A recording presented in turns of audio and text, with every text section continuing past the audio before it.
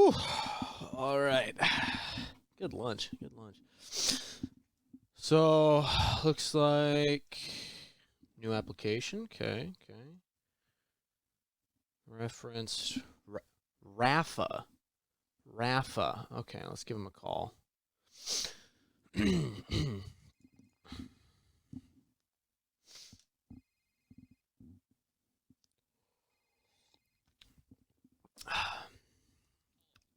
Hello. Is this Rafa? Mark Rafa Arambide? Yeah, that's me. Hi. Hi. Thanks for taking my call. I'm calling on behalf of an application that a Kenvi has placed for a position of starting LCS player. He listed you as a reference. Do you have a quick minute to chat today? And answer a couple questions? Can they list me as a reference? Poggers. Yeah, I can do that. Okay. Okay. Perfect. It shouldn't take too long. I know you're probably busy today, so I don't want to keep you. First couple, just general table setting. How long have you known Kenvi for? I want to say since 2018. 2018. Yeah. All right. So just about 4 years. About 4 years. And how would you describe your working relationship with Kenvi? Well, we don't talk on a personal level, but I have a lot of respect for what he does in his field of expertise, and I've seen him have a lot of personal growth, as well as just his skill growth as well. So it's really cool to see. He listed you in terms of work relationship as caster daddy. Can you explain what that means? I'm a caster. I don't know about the second part. Okay. Yeah. But just confirm you are somebody who professionally can speak on Kenvi. All right. Yes. Okay. Of course. All right. So Kenvi has applied for the position of starting LCS player. In your opinion, what qualifies them for our consideration? Well, he's one of the best, if not the best, jungler in our current Academy League, which is the league that's just right below it. He received multiple LCS offers already. Oh. So if that already doesn't speak to his worth, that's kind of like the selling point. Like, there's already organizations that want him in the LCS, but he turned those down because he didn't believe that they were good enough for him individually. So, okay. And I really respect that he knows his self-worth, because I think a lot of times players can get roped into thinking that, oh, this is a good deal, and then it turns out worse for them. Okay. Thank you for that input. Now some of the more work-related questions. How does Kenvi perform under high-stress situations? Huge clutch factor. Okay. That's all I can say. That's it. Would you be able to describe a situation, a stressful situation in which he was able to perform highly? There was a game where he was playing in Italy, and the game looked pretty doomed. Most of his lanes were losing, and he single-handedly solo carried the game.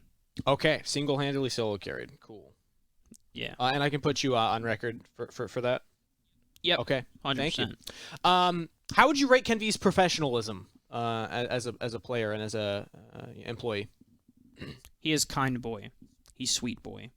He's very reserved, and he doesn't, at this point in time, he doesn't want how I should say this. He's very respectful. Okay. And sometimes he doesn't have a lot of confidence in how he talks to people right now, but his actions speak louder than his words on the Rift, and how he treats people. So which is if we checked his social media, we wouldn't find anything that would reflect poorly on us if we considered him. Oh, not at all. Right. Kenvi doesn't post anything toxic on his Twitter. What about you? What about yours? You don't have to answer that. Joke question. I'm fine. Final question here. What's something that a future manager should know about Kenvi if we were to bring him on? If you pick this player, you build a roster around him, and you will find success. Okay. Thank you, Rafa, for taking the time. I appreciate it. Any questions for me on my end? Yeah. Who are you again? Oh, I'm just Steve the recruiter, trying to put together a team to win Worlds in a couple of years. So, don't worry too much. But I appreciate all of your help. Mark, it looks like is your first name. But yeah, like I Are you just doxing me? Okay. no, they put your name on their reference sheet. Oh, yeah. Okay. Yeah, I didn't know Okay. if it was Rafa or Mark or which one. But thank you for the time. Really appreciate it. I'll let you know what our decision is going forward. All right. Well, thank you. All right. Nice guy. I like them. Kenvi. Okay. See what we can do here. And with that, everybody, we're going to send it back to the casters for Game 2 of this first series.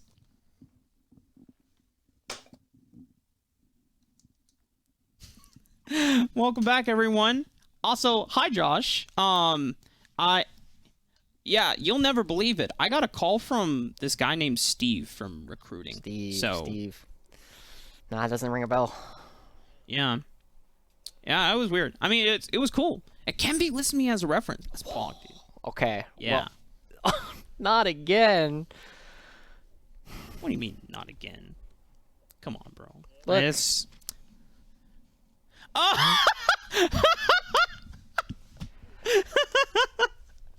Well, now I'm not. all right, Bubby. Josh. He's over there. Let's work on your Cubby impressions right now. Let's have you get your voice deeper. Okay. Let's have you wear Bring it a down sweater little bit. vest. And I need you to buy a golf club bag thing. It's okay. And Let's go Bears. And walk with a cane. Oh. Yeah, or a walker. Yeah. Well, You- I'll see if I can do something like that in order to make this cast a little bit more immersive for the rest of you. Please someone click this and send it to Cubby on Twitter. I think we just nailed Cubby super well. Super well. But we are getting ready for Game 2 between FlyQuest Academy and 100 Thieves Academy. Players are just loading in. For us, though, we already talked a little bit about kind of like immediate reactions about how the game... We talked a lot about FlyQuest. I actually want to kind of pivot the conversation over to 100 Thieves Academy because... Yeah, well, yeah... Good job, Josh. We're really paying attention here to the game. But, I think, 100 Thieves Academy, while dominant in their win, necessarily wasn't perfect. And I kind of want to highlight some of the either points in the game where they should look to clean up despite having a more experienced roster from top to bottom. I think a lot of it really comes down to the fact that they were kind of just a little bit more cohesive with a lot of their plays across the board, right? They were very quietly finding advantages in the mid lane and the top lane. And I think the one place that they were kind of looking to build up a little bit more is down in the bottom lane. But it's really hard to criticize Wixie and Sword not beating Tomo and Diamond, who are definitely one of the stronger bottom lanes that we have here in Academy. And I don't know about you, Mark, but I was definitely not expecting a Zillion counter pick to the Rakan. We already saw that they banned out the Leona and Nautilus, two of the traditional counter picks, and after that, I don't think they were expecting anything that was going to be that directly obnoxious to the style that they were hoping to play. Unfortunately, it wasn't enough to salvage the whole game, but I definitely appreciated that type of playstyle, right? Because if 100 Thieves Academy are banning out hard engage supports, and then you got a Zillion, it's like, whoa, that's, because it's insanely even more different than just a normal enchanter like a Karma or a Lulu, because this is insane levels of movement speed on top of a second life in the chrono shift, so it just completely changes how you have to approach fights in second fights on top of it, which I know you're a big fan of talking about. Yeah, honestly, it definitely felt like as I was watching this game, I talk about chess a lot, and people will make fun of me for it, but it's okay. Y'all are just jealous. But it definitely felt like 100 Thieves were just playing a very solid game. They weren't necessarily overreaching for anything. They were only really going for plays that they thought had a very high chance of success, and they were just kind of letting their opponents go for a lot of things and eventually just kind of make some small mistakes that they could capitalize on. And it didn't even feel like FlyQuest were necessarily making large blunders, just a couple small inaccuracies here and there that ends up giving just enough reach for 100 Thieves to actually take it down. And we saw how well, again, I kind of want to praise Wixie for, even though they weren't winning the early game, an absolutely insane performance during one of these mid-game team fights that they didn't even win, right? He was still able to do everything possible in order to get themselves even these small leads, always making solid, good decisions. Right. And if those are the things that they continue to translate, then that's like the foundation that this team can continue to build upon. I think the other interesting thing is how Sword was looking on the recon, because this is one of the players that we're still looking at kind of developing and translating into a full-on support swap after being a mid laner for TSM Academy during the last year of 2021. Yeah. Sword, so far, I think there's a big pop-off moment from you in particular where Sword made a huge flash engage, the confidence to do that, and this is technically a player that, like, he will be playing for Academy while Busio is finishing up school. Yeah. But, Sword's original position was just to be on the 100 Thieves next roster for the amateur circuit in Proving Grounds right now. So the fact that he's stepping up to someone like Diamond, who's a more experienced support, is already getting me excited about how well Sword is translating into this role early on. Yeah, and I think it's also worth noting that with the way that Sword was splitting time with Takeover, right, on the TSM Academy roster, like they were they were switching back and forth between these different styles of play, and they kind of pigeonholed themselves into two very opposite ways that they were looking to actually use the mid lane, and Sword was very often going for a lot of these tanky, more supportive mid laners, and I feel like it should translate pretty naturally into this new position. It just needs a little bit more time in order to fully integrate with the team, and we talk a lot about stage presence and like stage games in order to really find your groove. I think just dropping the nervousness that we saw a little bit of yesterday, and even at the beginning of today, like as that starts to disappear, Sword will build confidence, and it was going to start looking a whole lot better. Yeah, both him and Busio kind of come from similar backgrounds, right? Yeah. Both mids. mid-swap role supports. Yeah, and this is kind of the arc that we're looking forward to seeing until at least Busio is able to come back into the Academy squad, which is why also you see on the champ select screen now, Sword is originally 100x. But he's doing a great job stepping up into the Academy slot role here. But the first couple of bans, no Zinzao, no Ezreal. Already FlyQuest are just trying to take away some of the strong pieces from 100 Thieves Academy that worked so well for them in Game 1. Yeah, and already as we go into the second half, we are seeing that Zinzao and Ezreal, as you said, off the table, not going to be going for a similar opening whatsoever. In fact, they banned their own Twisted Fate that they were playing in the first game. And this is something that Jimmy was playing last year, even in the Rise meta, when it wasn't a particularly popular champion. And if he played it then, he absolutely plays it now. So Jimian is going to definitely be a huge threat on any of this, but Corki Victor, still available. Yeah. Meanwhile, a lot of marksmen have been taken off the table. No Ezreal, Jinx, Aphelios, Caitlyn, and now the Jhin might be swiped away by Wixie, so this does mean that Tomo is going to have to reach deep into the pockets to find a suitable champion to play into this matchup. Yeah.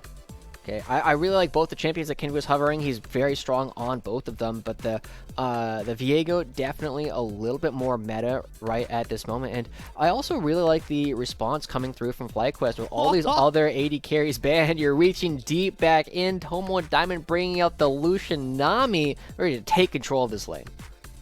I think this is exactly what we want to see from FlyQuest's bot lane, the most experienced members of the squad, right? If the Jhin Zillion lane wasn't necessarily winning lane, but allowing them to get by it and survive Wixie and Sword, and then scale into the mid game. And of course, the late game utility that Zillion brings just makes Jhin go zoom across the map.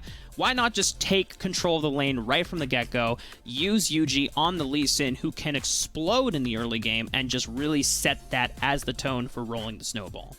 If you can get Tomo to get an even bigger advantage than they did last time, I think it's going to look really, really good for this roster. At the same time, they are going up against a team that is currently fighting at two very different ranges, right? 100 Thieves have a very long range from Jhin, like medium to long range, and then Viego and Nautilus going to be diving right on in. And so I'd like to see 100 Thieves kind of pick one of these ranges as their primary range that they're going to be fighting at, because they've already ticked off the box of how they're going to get fights started.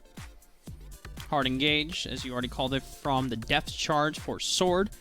And they're starting to eliminate some other mid lane options away from Spirax, the LeBlanc, and the Vex taken off the table.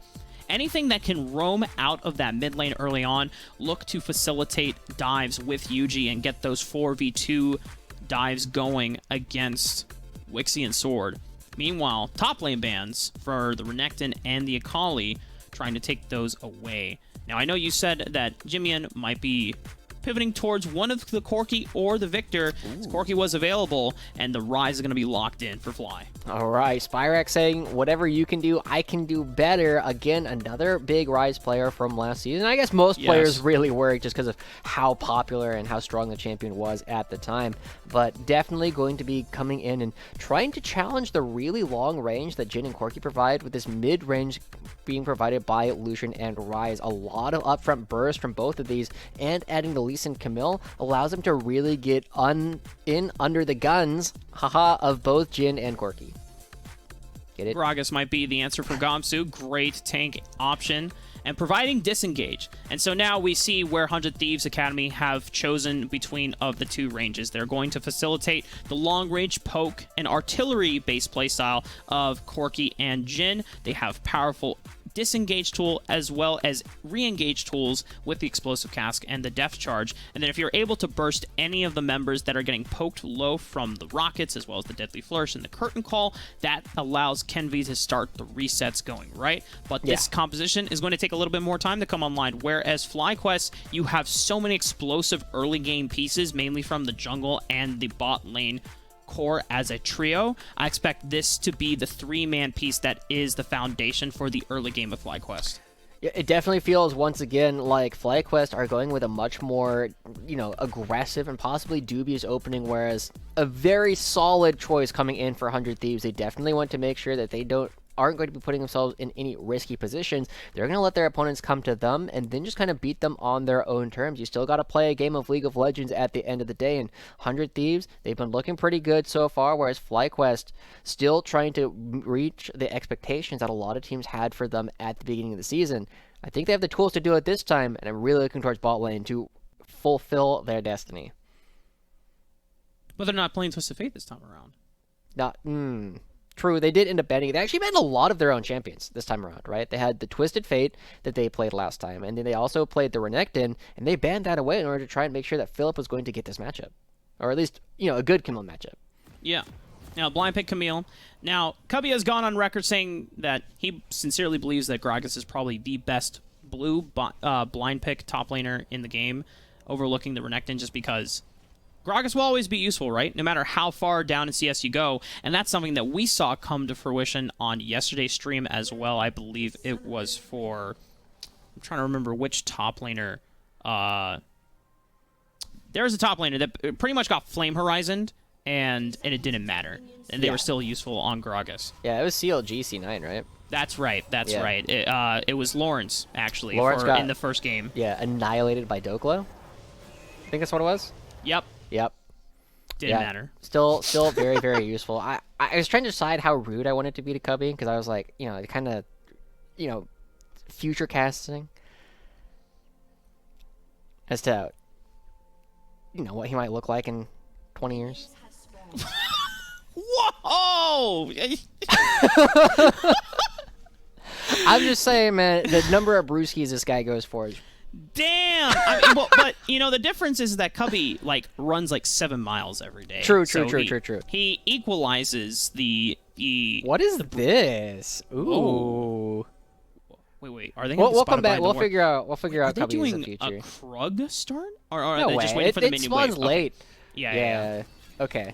That was an opening coming out from 100 Thieves. They are going to be picking up this red buff, and interestingly, FlyQuest won't know necessarily until it might be a little bit too late, right? And here we go, 100 Thieves. They're doing the next part of it. They're making it look like they went to the blue buff. Yep. We saw a little bit of this from a similar bot lane opening where they stole the buff from one of the other quadrants, and they still pathed and took the extra time to come from their side of the jungle just to make sure that they denied as much information from FlyQuest as possible. Now, UG does go for a full clear on the top side of the map and making sure that he will still hit level 3 after exiting this quadrant, but now he's going to enter this side of the quadrant and show that, oh man, wait, all my camps are gone. What the heck just happened? Oh, but Kenvi is still going to be around. He's going a little bit slow on this camp, and you're just going to spot him out. This is going to be huge. Oh, man. Kenvi going to be able to take the full 3 camps from UG. Now, UG does have the pushing lane of Tomo and Diamond, so he does have the choice of invading Kenvi onto this blue bluff quadrant, which is why Kenvi is not sticking around. He knows that he will lose the contest here, but he's going to go over towards the top side of the map, and this does prevent UG from ever getting a red buff within the first 5 minutes, which is something that you really do like to have as a Lee Sin in the early game. But the quality of the camps that are being traded are much higher for 100 Thieves. And Sword needs to be careful. A lot of damage. Deadly Flourish does land on the Diamond and Tomo. This is the power of Lucian Nami. Oh wait, Kenvi wants to collapse onto this. I mean, the blue buff will still be secured from Yuji, but Kenvi was able to quickly rotate out the Raptors and come right back, and now he's going to be able to defend the camps. Wow. Wow. Lots of crazy early pathing coming from both these guys. Kenvi going over towards the Raptors will secure his own Raptors and then go back. The only thing he's losing is the red buff. So this is a huge win coming out from Kenvi, and one of the things that we were expecting to see, maybe not in this way, but this kind of advantage was what we were expecting from Kenvi over Yuji. This pathing is going to reward them with 3 quadrants of the jungle for Viego, and only like 1.5 for Lee Sin. 100 Thieves Academy with such a... Whoa. What's happening? Kenvi's bottom. He's sneaking around it. I don't think he was spotted by the vision ward. I mean, Tomo and Diamond still have flash, right? So maybe they... okay. You know what? I like the idea from Sword, and Diamond still respected it, even though the dredge line was not quite on target. But oh man, the idea was so good, but Kenvi is going to be losing his top side of the jungle for this. Yuji, after backing, immediately heading towards the top side Scuttle Crab because he knew Kenvi couldn't possibly go for it, and it is going to result in Lee Sin recovering most of what he had already lost and actually coming out a little bit ahead. So they thought they had a really good play. Dredge line onto Tomo, but this is still a Jhin that has been chunked out majorly by the power of that Electrocute Nami and Lucian combo. Yuji now is going to see that Kenvi is coming to take away the scraps like a vulture. And Kenvi investing that time in the jungle advantage. Oh wait, huge lockdown. Tomo taking a lot of damage. 4 shot. Has the flash away. Flash from Wixie, and 100 Thieves Academy will benefit from the time that Kenvi spent in the bottom lane. Diamond has nowhere to run. A bubble will come out, has the Electrocute Keystone, but will still fall eventually. Ignite. It does require a sword to come in, but a Deadly Flourish and the root. Just one more auto attack. Okay. Maybe a little slight greediness, as he wanted to make sure he picked up 2 kills. Play. Yeah, but you know what? It is what it is. It is what it is. We saw Wixie go for a similar play yesterday where he was flashing in for the last bit of damage. And one of the big things that we'll have to see Wixie learn is when it is okay to just walk away, right? It was a great play. It was a great 2v2 coming out from Sword, starting with the hook. And if you can continue building up some of these early game advantages in what is supposed to be a crushing early game lane, 100 Thieves going to be well poised for the rest of the game. Taking a moment to breathe, just the kind of sheer insanity that we've seen from the plays of this early game opener. Yeah, crazy early pathing. Yuji now trying to get into the face of Kenvi on this bottom quadrant, right? And Kenvi is clearing away some wolves. He has flash. Yuji has his own flash as well.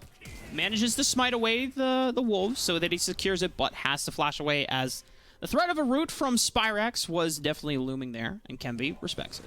Yeah, I mean, they hopefully learned the lesson from the first game, right? Where we saw that Jimian threatening with the flash root all the time onto Spyrax and Tomo, and making sure he doesn't make the same mistakes. But we do have to note that even though there's a 2-to-1 kill lead going in favor of 100 Thieves, their CS numbers are suffering this game, right? You know, the Gragas, even though it's going to be useful no matter what later on in the game due to the value of the explosive cask, is currently fairly behind against Camille, who's also going to be more and more useful as the game goes later. I like a little bit of the defensive option that Wixie is opting into. Just trying to stifle the early aggression and the trade power of Tomo in this early laning phase with the steel caps on his tier 2 boots. It does mean less movement speed from the traditional Swifties that you would normally get, but as long as you get out of as long as you get out of this laning phase, then it's a W for Wixie. Yeah. And it's going to continue being useful later, right? You have the Camille, you have the Lee Sin, a lot of auto attacks coming out from those champions as well. So you just need to make sure that of all organs you could choose to be, you always want to make sure you can be a liver, right? My God. You know. Okay, here we go. Oh, okay, you know what? I don't even get a chance to wallow in the joke that you just made. Philip does dodge out on everything. Explosive cask, beautifully countered by the Hextech ultimatum. Yeah. It's an ultimate for ultimate, and Kemvi's gank attempt will be stopped by Philip. This is kind of one of those interactions in this top lane, right, between Gamsu and Philip, or rather between Gragas and Camille. Oh, Wixie. The calling comes out. Okay. Nice. Sword's just dredge lines on out. They still have Curtain Call available. Death Charge not quite, because Sword is still level 5, but good thing for them, Diamond is also level 5, so, True. you know, both of the supports down on ultimate abilities, and because of Kemvi showing on the top side of the map, Yuji gets to move in and take first crack at Rift Herald. Yeah, ooh, another hook. Deadly Flourish onto Diamond. Still no flash available, but Ignite is going to tick down first onto Sword, and Diamond will be able to live to tell the tale. Throws out the tidal wave just to make sure that Wixie cannot follow up. And that is going to be huge for FlyQuest bot lane. Honestly, as unfortunate as that was for 100 Thieves, I respect it. They were not expecting Diamond to level up in the middle of that fight, getting just enough health to actually live. That should have been a 1-for-1 at the very least for 100 Thieves, but not quite counting the number of minions that had been gained and lost after a crazy early couple of deaths for both sides. It's really hard to track exactly where Diamond is going to be in terms of all of that. So, again, I feel like Sword just needs a little bit more familiarity with the bot lane, and then he can start to contend with a lot of these much more traditional supports that we're used to seeing. He has still the lockdown that will be useful later on, but in Atomo being able to find advantages back. Oh, package. Oh, and packages available. Fortunately for them, they're not going to be able to use it for the Rift Herald, but they can use it to push FlyQuest members off from the Dragon if they want to use that as a tool and an incentive to either force FlyQuest to come to them into the package or say, hey, you know what, this Dragon is ours because we have this tool that you don't really want to mess with. Yeah. I also want to give props to Yuji, right? You know, we started the day off and even this game off giving a lot of praise to Kenvi, saying like, oh my gosh, look at this brilliant early pathing that he's had. But the early gank that put them a little bit behind in terms of CS is now completely in Yuji's favor. Well, Yuji is actually here on the top side of the map, has to flash in forward. If he can kill Kamsu, what is this? It'll be huge. And wait, oh, Spyrex is here! And now this is absolute disaster for 100 Thieves Academy. FlyQuest will be able to save the situation and Philip gets to live. I don't think I've ever seen two top laners just walk side by side like that before. Both of them were just like, is your enhanced auto up? Because if it is, mine isn't. I can't go for this fight unless I know that your ability is down. So that was really, really funny to me. But again, just Yuji being the right place at the right time. He was doing his opponent's Krugs, and Kenvi skipped over them. Is Kenvi just showing us his whole emote wheel? That I feel like that's a message directly to you, right? I mean, he did list you as a reference. Well, he said Timo thumbs up. He said Nunu shrug. Nunu shrug. Rip. And there's one more. But it was another Timo thumbs up, right? If you did it twice? Oh, yeah. Well, but I saw a third emote. I just didn't I couldn't identify what it was. So we'll have to, I guess it. We'll have can to we identify translate it later. that? Yeah. Can we get Kangas while he's in the green room to translate those emotes for us and then get back to us? That would be great. I'm not sure if that quite falls under the purveyor of what a recruiter does, but you know, it definitely couldn't hurt. But we do have. Kangas is not a recruiter. Oh, true. He's our That's host. Steve. Okay, okay. Yeah. Kangas should be able to do that. Well, we do have this dragon coming up, and because the package was, I don't even know if it got used by Jimian, but it's currently not up, and it does mean that a dragon is going to be going over to the side of FlyQuest, building themselves a Wow. little bit of a lead. They have, 500-600 in their advantage. They have a dragon. They got the Rift Herald still that they haven't dropped, so things are looking up right now for FlyQuest. They've got a pretty decent scaling team, and they've gotten themselves a decent advantage down here in the bottom lane as well. Unfortunately, we all know that Lucian, despite his early game strength, if he ends up falling behind, will get heavily outranged by both Wixie and Jimian later on. Haven't quite approached the peak of mid game. Dredge line onto Diamond because Kenby is here, but Yuji is also here. Tries to pop the Rift Herald before he can go in. Calling comes out, and Sword is already biting the dust here, but now a curtain call. We'll find one more fourth bullet. It is on the Yuji, though, and he's already high HP, and now this means that Philip can go for an isolated 1v1 against Gamsu. Throws out the explosive cast, but Philip waits out the game of chicken beautifully. Hextech ultimatum to dodge the ultimate, and Philip wins the 1v1. Great play coming up from Philip, waiting out until he knows his opponent has to use the ultimate in order to try and stay alive, and then just patiently waiting for the animation. Great sense of priming in that spot, but across the map, suddenly FlyQuest, we said that they were strong enough individually to contend with teams like 100 Thieves. Now that they are proving it, they're in a fantastic position to actually move through this game. They have a Camille, they have Rise that are going to be very, very dangerous later on, and both of them are currently looking quite good. We get a replay down here in the bottom lane, and the biggest thing here is Kennedy flashing directly into the tidal wave, not able to get in, not able to use the Heartbreaker in order to get either of these resets, and that has to have been the difference, right? If Kenby gets one reset here, they start getting a second one, and the fight clearly goes in their favor. But just flashing at exactly the wrong time, maybe trying to flash over the tidal wave, ends up giving multiple kills in favor of FlyQuest. Huge stuff from FlyQuest. And we were pretty excited about the opener from Kenby, Wixie, and Sword to try and set Yuji behind. And then, of course, giving up a little bit of that advantage to try and ensure that Wixie and Sword are getting out of this laning phase safely. And to some credit, they have. Now, Sword giving up a couple deaths here. Wixie only one. But Tomo still on track for these power spikes, right? And this is where Lucian can still be strong. Jimian has access to package, though, once again. Rift Herald will be coming up, but he's on the bottom side of the map trying to deal with this Windy Wave. Yeah, and he's going to have to use the package defensively. Aggressively or not. Okay. I guess it was a tight pickle, but he's got the reinforcements coming in. Gale Force from Wixie will be the final blow on to Tomo, and Diamond has nowhere to run because he already used Flash from the skirmish before. And all right, Jimian does go down in the end, but it was all an elaborate ruse to set up for Wixie. That's the story we're sticking to, for sure. It's definitely a spot where getting a couple of kills back and putting them onto Wixie gives you a very clear way to play this game. Wixie, we've already seen, and we keep praising how well he played earlier in Wide Wixie We Trust. Now, he's even wider than he was before, has the completed Gale Force, and is going to be needed to have the rest of his team build space for him in order to hit all of these members, because he's got the curtain call, he's going to be getting a rapid fire cannon at some point, and it's going to make it very difficult for all these melee champions to get to him with how much speed he's going to have. 4-1 on the Jhin. Fleet footwork between these two. Decent movement speed to maneuver around, and 100 Thieves, while they've been able to answer back in some of the kills, they have not really been on top of the objective game so far. And wouldn't you know it, Josh, if I'm looking at the map correctly, objective bounties are coming up 400 Thieves despite just being a 1,000 gold deficit. Yeah, objective bounties value dragons very, very highly as Kenvi gets caught.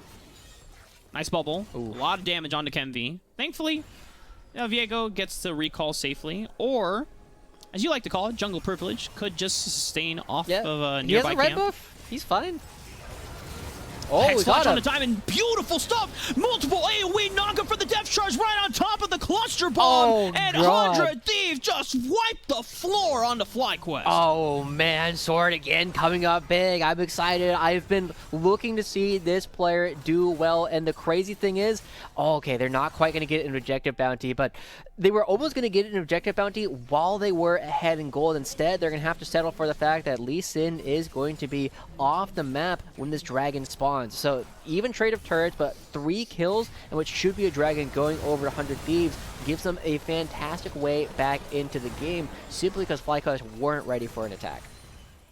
I don't think we were ready for it either. We wasn't saw the either. Hex Flash, and we were just thinking, okay, he'll be fishing for a dredge line. But then the way that FlyQuest responded, I think it just everyone was just caught off guard, and they just all unfortunately lumped up for a beautiful depth charge from Sword, and it just sets up for the resets. 100 Thieves Academy able to answer back. During this time, though, UG was able to pick up the Rift Herald. It's going to plant in mid. This will knock the structures down, and it will allow some map control to be rewarded back over to the side of FlyQuest, as they still have some strong solo laners in Spyrax and Phillip, who have been doing pretty well in the CS department. Now they're trying to chase off Jimmy. Can they go for the empowered roof? But Sword is there, and he blocks off the culling damage and ensures that Jimmy will survive. Get down, Mr. President. Jimmy able to survive. Okay, yeah. There's a lot of excitement for what ends up just being a lot of pressure on this turret up here in the top side of the map. But again, I kind of want to turn our attention to what is likely going to be... Okay, Kenny, this is bold. Monka W. Run, run, run, run, run. That's a big tidal wave. UG flying in onto the Sonic Wave. Phillip is there with a Hextech ultimatum. Kemi is nowhere to run. Sword will fall, trying to give his life for his jungler, but it cannot do anything when he's locked down, thanks to FlyQuest Academy working super well together in the jungle invade. That was weird. I don't really have a better word for that, because like he knew that people were there.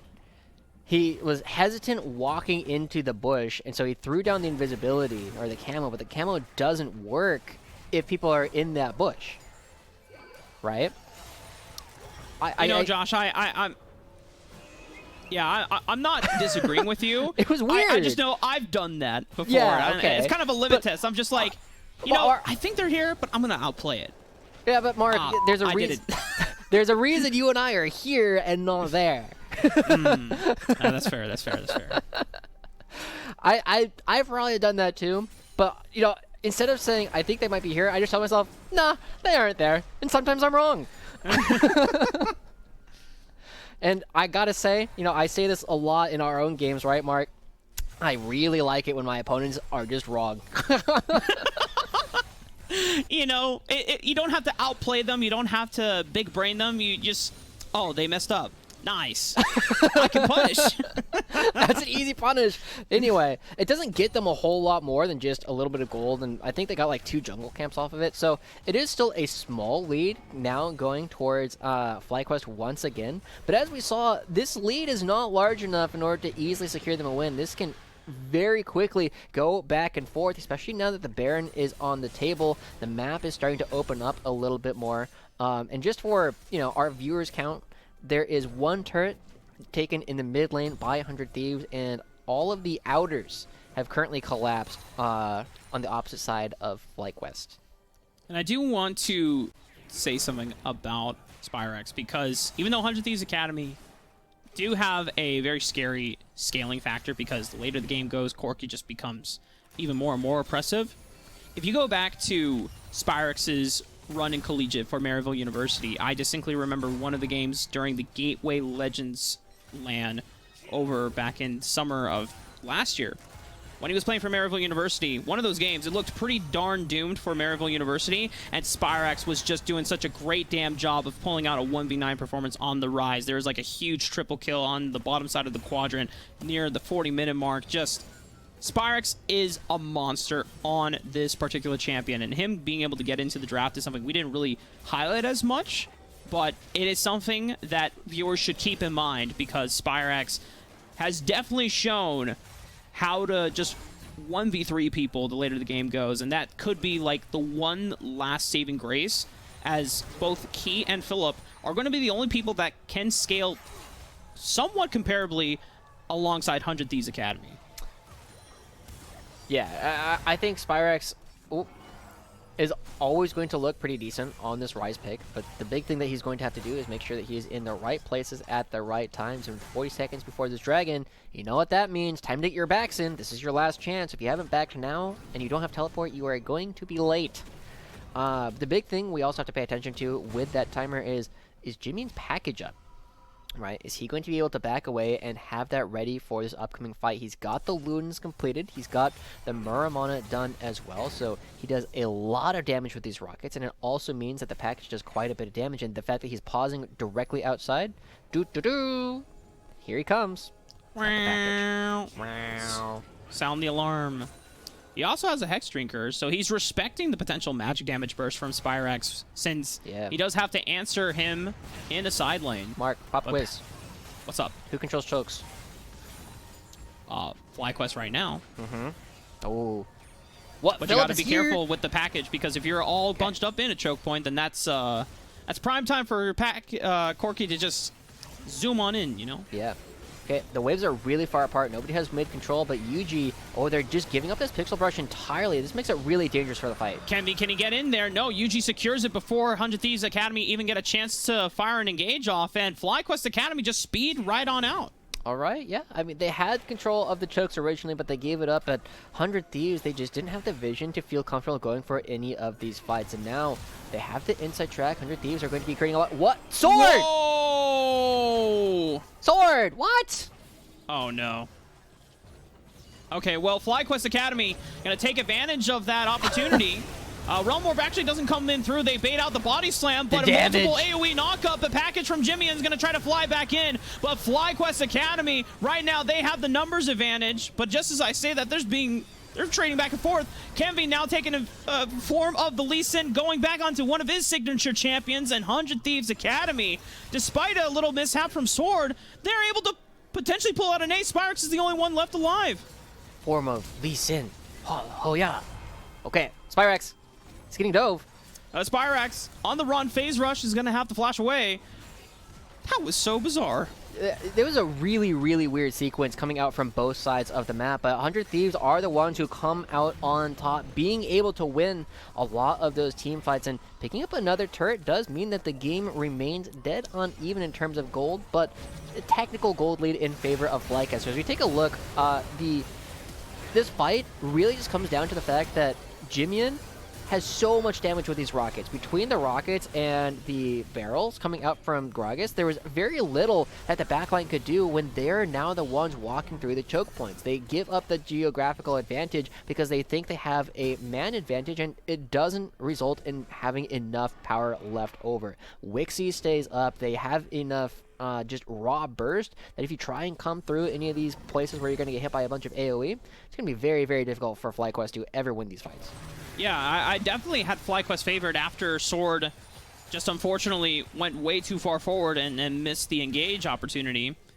But between Gamsu's explosive cast paired off with Jimmy and rocket damage, oh man, the whole backline of FlyQuest kind of exploded. They didn't go down right away, but they were so heavily damaged that when Yuji and Philip went in for the dive, they couldn't be supported, right? And so that allowed 100 Thieves Academy to peel off the divers and then go for the remaining pieces. Yep, Gragas always useful, right?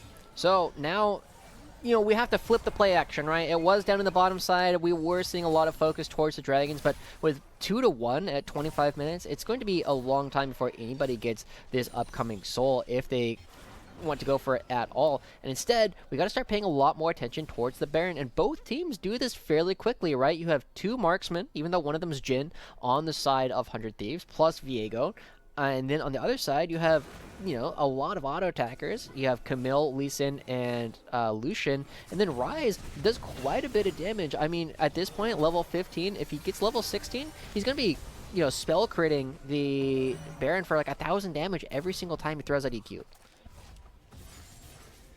Isn't it beautiful? Yes. Just have that much damage.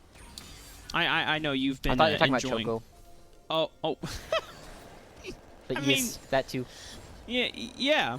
I thought we were talking about the, just the overall damage coming out from Corki. Yeah. That's beautiful too. Different kind of beautiful. That sword poised around the mid lane here Wait, oh, Hex Flash, potentially on the Tomo. Dredge line onto the minion. That's a Now, fool me once, right? yeah. Tomo already saw that happen 10 minutes ago. Not going to fall for it again. And making sure to position himself in between the minion waves so that Sword doesn't get an easy dredge line fish. Now, gold lead is pretty much dead even at this point. And FlyQuest do have really strong side lane pushers in Philip and Spyrex at this point. But for 100 Thieves Academy, it's the time bomb of Corki that's ticking right now. You know, 2.5 items. Took a little bit of a pit stop with Hex Drinker, but is now building towards that Ravenous Hydra. So not only the wave clear is about to be hugely enormous, but also now the AoE damage just is multiplied even further. Yeah. I also want to point out that Jimian, he's not always had the most impressive early games, but he really comes online later in the game. And as this Corki, who also comes online a little bit later, it really syncs up really well with the way that he likes to play. And now they're moving in, and once again, I feel like we're seeing this play in almost the exact same way. Philip off on the flank, and Sword. He's going to get chunked out here. But he's still Nautilus, can look for one dredge line, one combo. Gamsu was trying to capitalize onto Diamond. Deadly Flourish is not going to root because he wasn't damaged before. Throws out the Tidal Wave, needs to disengage this fight, but the Explosive Cast is going to get one pick. And now Kenvi, he's a fish. Doesn't want to be in this form forever. Yuji does have vision control. Does he go for the steal? Oh my gosh. What Spyrex? How did he steal? What? Okay, Kenvi. Okay, well, the fight is still going to continue on. 100 Thieves Academy going to pick up 2. Yuji does go down. Spyrex is going to get locked up here. Curtain Call is going to... You know, Spyrex was able to steal the dragon. Cannot escape the members of 100 Thieves Academy. Tomo and Philip now on the run. Deadly Flourish, beautifully done by Wixie. He's going to catch it. Wixie getting engaged on by Philip as a desperation attempt to try and save their bot laner, but he's already dead, so now Philip is on the run. Kenvi flashing forward, looking for the root. Philip does have hook shot. Might be able to get out. But now 100 Thieves Academy have the advantage, and they can go to Baron. FlyQuest kiting the wrong direction this time in order to try and withstand all the members of 100 Thieves coming in. Is going to reward 100 Thieves with the Baron. Now, and luckily for them, remember how I said that Spyrex is going to be critting these objectives for like 1,000 damage? Right? He's going to do that here as well. The Q just goes over, and it doesn't do quite that much because he can't land the E from over the wall. But it's still, the idea is this guy does so much damage later on in the game. And even though that they are currently down 4,000 gold, they're going to be the ones who are going to be very strong coming up. We get to see here this like very, very crazy fight, right? Spyrex was one of the big players here, but the big thing is, why is he sticking around? There's no reason to still be here. Like, there's no catch that you're likely going to make because it's going to be grouping in force for the members of 100 Thieves. And after that, it's just a matter of 100 Thieves just running around as a group, living up to the name of having a whole lot of friends, and they get away with multiple extra takedowns when all is said and done. Yeah, looking back on the back half of it, Philip had used his teleport, actually no, his teleport is up. So, because Philip coming in from the right side, I wonder if the call was, no, just hold him here, we can flank this, right? But that's super over-ambitious. And that's the damage. 3-item Corki. He's huge. He's huge. Okay, they got him. Deadly Flourish, flash from Yuji, trying to escape the curtain call engaged. Kenvi looking to be on the chase still. Heartbreaker, that's enough damage. And now he has access to a hook shot. Gamsu is here as well. They've caught out multiple members of FlyQuest's Academy. Kenvi still chasing Yuji under the tower. Yuji might be able to survive. Can't say the same about Spyrex, though. The rest of 100 Thieves Academy have definitely done a great job of routing him off. Kenvi doesn't have Heartbreaker again, though. Yuji will be able to survive, but FlyQuest Academy now have to defend against the Baron-empowered minion wave from 100 Thieves. And it definitely feels, again, like 100 Thieves, they're just more consistently on the same page than the members of FlyQuest, and that's been really the difference maker in both these games so far. 100 Thieves looking to be very, very strong, looking to end 5v3, or Kenvi's not here. He's bringing the wave in case they can't actually clean it up. Tidal Wave tries to interrupt some of these minion waves. Oh, Jesus! Woo. Diamond explodes. I mean, it's a very squishy fish. Tries to do their best to clear out the minion wave, but this Baron-empowered cannon is doing a lot of work right now. The wave clear is strong for 100 Thieves. They're going to be able to evaporate this wave. Kenvi's still not necessarily with them, but FlyQuest doesn't seem like they have the tools available to lock down 100 Thieves Academy members. These Nexus turrets will fall, and now 5 members strong. 100 Thieves still pushing into the base. FlyQuest is going to attempt to make their last stand here. Kenvi does get traded over to Philip, but he will fall in response. 100 Thieves Academy still cleaning up the table. Spyrex goes down once again. A double kill for Wixie, and that is going to be game 2 unless Tomo, wait a minute, hold, Tomo. Oh, that's a lot of damage from Jimmy. Can he trade it back? No, 100 Thieves Academy are going to close the book on that one. That's the 2-0 series for them. Wow, 100 Thieves, I mean, they looked pretty good. It was back and forth over and over between these two teams in terms of a mechanical play, and Philip looked really good. So we saw Gamsu really beat up Tony Top, and Philip beating up Gamsu. So, you know, by transitive property, Philip is looking really, really good so far in these early matchups, but they're just not on the same page. They're not going for the same calls during a lot of these situations, and it looks like they just kind of are not ready for all the curveballs that 100 Thieves has been throwing. Yeah, I mean, very similar to how Dignitas Academy were able to get their win and series win yesterday over FlyQuest Academy, right? I think there's things that FlyQuest Academy can take away from this and just look forward to the future of building up and getting better as a team overall, because obviously we see the individual moments. Unfortunately, though, you're still Cubby. So, Bobby.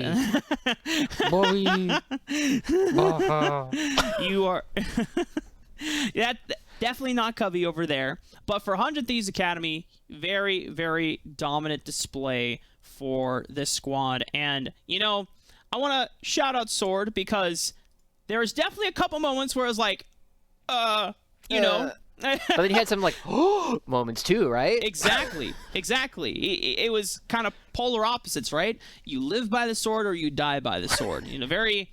You know, living up to the branding of his name. And double-edged. Yeah, very... Exactly. So, and I think, you know, over time, Sword is going to be able to clean up the consistency and just choose his timings correctly. But this, you know, I like that he's trying it. Sometimes it doesn't always end up looking pretty for the members of 100 Thieves Academy, but when it works, you know? So, and this is... The spirit of Academy is all about development, right? It's all about progress at the end of the day. Yeah, and we definitely saw a lot of progress coming out from, honestly, it feels like both rosters. FlyQuest had a better early game this time than they did in the first half. So, you know, first half, second half, definitely looking like FlyQuest was getting better. The question is, how long is it going to take for them to actually start taking some games off of these tough teams? I feel like they've, you know, Dignitas, a lot of people are not necessarily expecting to have the greatest first day, but 100 Thieves, we all looked at this roster and like, this one's going to be scary. Yeah. Well, we're going to be taking a short break. When we come back, Kangas will be on deck with an interview from one of the 100 Thieves Academy players.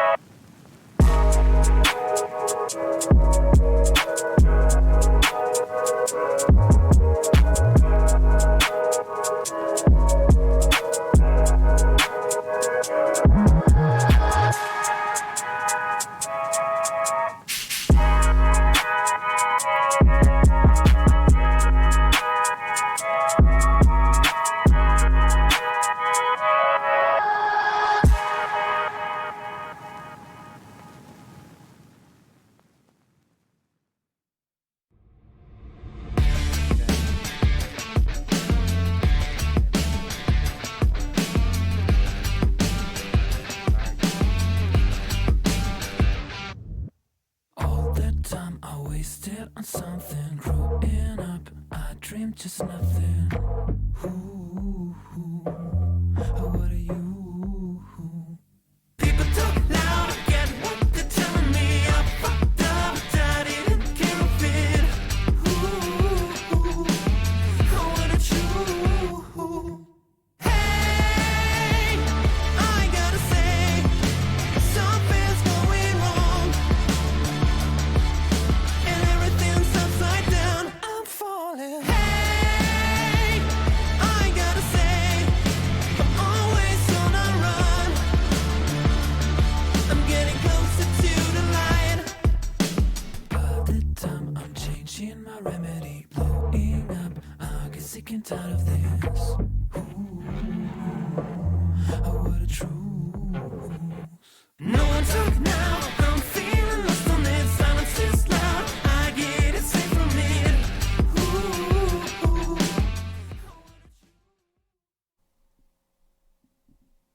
Hello, everybody, and welcome back. It looks like we're live, guys, as we were waiting for the interview to get set up. We're ganking Joshi and Rafa right now, as they were during their break right there. We're just waiting for. Sorry, we were in our powering up mode. Yeah. We had to plug in the batteries and the chargers, Now, so we just weren't. Everyone can see behind the scenes of what the casters do when they're not on camera. It is what everybody else is doing at the same time. It's not that exciting. It's really not. We're not that interesting to people, I swear. But Well, speak for yourself, King. hey, you're still on a short leash right now, man. All right. All right. Thin ice. We will have Gamsu though for our post-game interview. Hopefully, as long as we're able to get that all set up and fixed on the tech side of things. So, before we get him in here, thoughts from the two of you on that series. 100 Thieves now 3-1 to start off the first week of Academy in 2022. And honestly, I'm going to say that Game 2 looked a little close. There were some moments 100 Thieves maybe overreached, and FlyQuest Academy almost looked like they could have taken it, but end of the day, 100 Thieves still had that clutch factor. So, Joshi, thoughts on the Thieves for right now? I mean, again, we talked about it at the end. I feel like Sword is kind of being that X factor in a lot of ways that you mentioned. He's been looking a lot better now that he's able to play some of these more engaged champions. And unlike yesterday, he was looking really, really aggressive, just willing to just go for any kind of play that he was seeing, even when it wasn't quite there. But I always like seeing that because it is so much easier to get a player who goes for things to not go for some things that are a bit too crazy than it is to take somebody who won't go for a play to try and get them to make the play in the first place. Mm-hmm. Rafa, anything to add on top of that for the Thieves? Kind of expectations coming in were relatively high for this roster. Do you think that they're matching that? And in particular, any players that you think have been standouts or living up to the hype? I definitely think Wixie has been slightly overperforming compared to the rest of the other members that have a lot more experience than him coming onto this roster, right? I think Joshi mentioned before, Jimian is, the early games are not necessarily looking the best, but he always comes in towards the late game and is able to flourish because he's playing hard scaling mages, right? Gamsu didn't have the best laning phase against Philip, and in fact, we know that during his time on 100 Thieves Next, as Gamsu was getting back into the groove of playing League of Legends after his break from playing Overwatch and then coming back into this esport, Gamsu had some stronger laning phase moments towards the tail end of Proving Grounds overall. But, Wixie, I think, just really, for me, surprising that he's one of the shining stars of a roster that is full of players that are, much more competitive years on him. Wixie's performance was insane. I also do want to give that shout out to Philip. Rafa, I know you said this. I think it was even after Game 1, the performance of him. The stats didn't really speak for the eye test. If you actually watch the game, Philip had a much better series today than yesterday, was actually getting the better of Gamsu in a lot of those trades. And I think, honestly, Philip kind of was a standout performer from FlyQuest Academy's side. I want to take some time to talk about them now, too, just since we'll have some time to actually break down that match. FlyQuest Academy still yet to pick up a win, but I'm still overall not dissatisfied with the performances of a lot of these players we've had our eyes on. I think that the bot lane's still looking strong. They've had their moments of just winning in lane. Maybe mid-game positioning is something that they need to look at now and how the team approaches objectives. But Joshi, again, back to you now for FlyQuest Academy's side. If you have one like key lesson that they should take away from week 1 into week 2 to shore up some of these weaknesses? What's that one thing in your mind? Somebody needs to step up and be the one to say what is going on next. I refer to this quite a bit. Rafa and I play a lot of like solo queue and league play together, and there's always a big thing where Rafa would say is like, if I didn't know what I was going to be doing next, I could just pause and look to Josh, and he would tell me what we were going to be doing over the next 2, 3, 5 minutes. True. And I don't know if that currently exist for FlyQuest right now, and I would typically look at somebody like Tomo or Diamond, somebody who we know has a lot of experience and we know has kind of served that in-game leader role before, to kind of step up and be that, almost father figure for the team. All right.